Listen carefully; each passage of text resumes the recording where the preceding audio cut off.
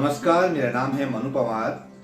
क्या आपको पता है कि किसी जमाने में अंग्रेजों को आज के उत्तराखंड के पहाड़ क्यों रास आए थे? क्यों उन्होंने इस हिमालयी इलाके को अपना उपनिवेश बनाने के लिए गोरखों से जंग लड़ी? आप कह सकते हैं कि पहाड़ों का मौसम, यहाँ की जलवायु उन्हें यूरोप के मौसम और वहाँ की जलवायु जैसी लगी होगी, इसलिए उन्होंने यहाँ अपना ठिकाना बना लिया। लेकिन बात सिर्फ यही नहीं है। अंग्रेजों ने उत्तराखंड हिमालय को अपना उपनिवेश जिन बड़ी वजहों से बनाया, उसमें यहाँ का वेदर सेकेंडरी चीज है। असल कहानी कुछ और है, जिसकी डिटेल इस वीडियो में मैं आपको बताने जा रहा हूँ। तो दोस्तों, ये वीडियो आखिर तक जरूर देखिएगा।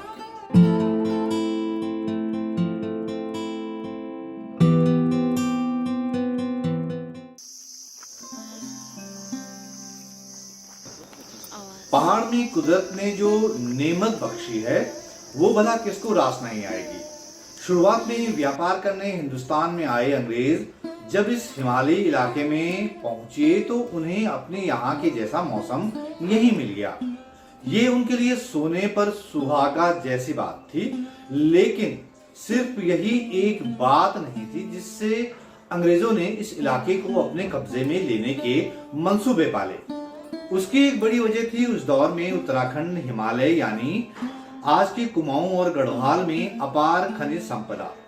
किसी समय ये मध्य हिमालयी इलाका तांबे और लोहे के लिए बड़ा मशहूर था। गढ़वाल और कुमाऊं दोनों इलाकों में तो तांबे की खानों में अंग्रेजों के राज की शुरुआत यानी सन 1815 तक बहुत अच्छा काम होता था, बहुत अच्छा आउटपुट निकलता था उन खानों से। इस इलाके में तांबा इस कदर प्रचलन में था कि उस दौर में गढ़वाल राज्य में उन दिनों जो मुद्रा चलती थी वो भी तांबे का सिक्का ही होता था। किसी दौर में कुमाऊं इलाके के अल्मोड़ा और गढ़वाल राज्य की राजधानी श्रीनगर में तांबे की टकसाल हुआ करती थी। श्रीनगर के टकसाल में ऐसी व्यवस्था भी थी कि लोग अपने तांबे की गागर देकर तांबे के सिक्कों में ढलवा सकते थे। उन पर बाकायदा गढ़वाल राज्य की राज मोहर लगती थी और टैक्स भी जमा करना पड़ता था। यानी उन दिनों घर में रखा तांबे का सामान लोगों के लिए करेंसी का काम भी किया करता था। 17वीं सदी में मुगल सम्राट शाहजहां के बेटे दारा शिकोह का बेटा शहजादा सुलेमान शिकोह जब अपने चाचा औरंगजेब के डर से भागता फिरता बचता गढ़वाल के राजा पृथ्वीपत शाह की शरण में गढ़वाल के राज्य की तब की राजधानी श्रीनगर पहुंचा, तो कहा जाता है कि उसके साथ 17 मुसद्दी भी आए, जो कि अपने अपने क्षेत्रों के हुनरमंद थे। इतिहास का चित्रकार बैरिस्टर मुकंदी लाल ने लिखा, मुगल बादशाहों के दरबारों से पर्वतीय राजाओं के यहाँ आने वालों में भवन निर्माण करने वाले शिल्पी, शिल्पकार, स्वर्णकार, चित्रकार, जौहरी, जुलाहे, गाने बजाने वाले संगीतज्ञ, नृत्य कला में प्रवीण कलाकार सब शामिल थे। कुछ कलाकार मुगल साम्राज्य के अंतिम काल में औरंगजेब तथा उसके उत्तराधिकारी के दरबारों में आश्रय विहीन हो जाने के कारण स्वयं ही पर्वतीय राजाओं के दरबारों में चले आए। उनमें से कुछ तांबे के काम के उस्ताद भी थे। वो मुसद्दी घोड़ों की काठी से लेकर तलवारों के मुठ और शस्त्र, साजो सामान जैसी चीजें तांबे की बनाते थे। बाद में जो है गढ़वाल के राजा के बेटे ने शहजादा सुलेमान को औरंगजेब के सुपुर्द करवा दिया, लेकिन राजा के आग्रह पर मुसद्दी श्रीनगर में ही रुक गए। यहाँ तांबे का काम पहले से ही होता था। उनके उन मुसद्दियों का काम भी यहाँ खूब फला फूला। उनके वंशज जो हैं बाद में टमोटा कहलाए। बाद में जो अपभ्रंश होकर टमटा हो गया। श्रीनगर में तो आज भी टमटा मोहल्ला है, जहाँ कभी तांबे के कारीगर रहा करते थे। ब्रिटिश अफसर H.G. वॉल्टन ने 1910 में प्रकाशित गजेटियर ऑफ गढ़वाल हिमालय में लिखा है कि इस हिमालयी इलाके में कॉपर यानी तांबे की खदानें पहले हिंदू शासकों और फिर गोरखा राज के अधीन थीं।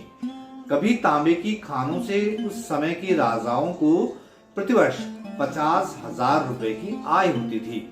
उस समय नागपुर परगना में पोखरी के अलावा डोबरी, धनपुर और रानीगढ़ में तांबे की मशहूर खानें थीं।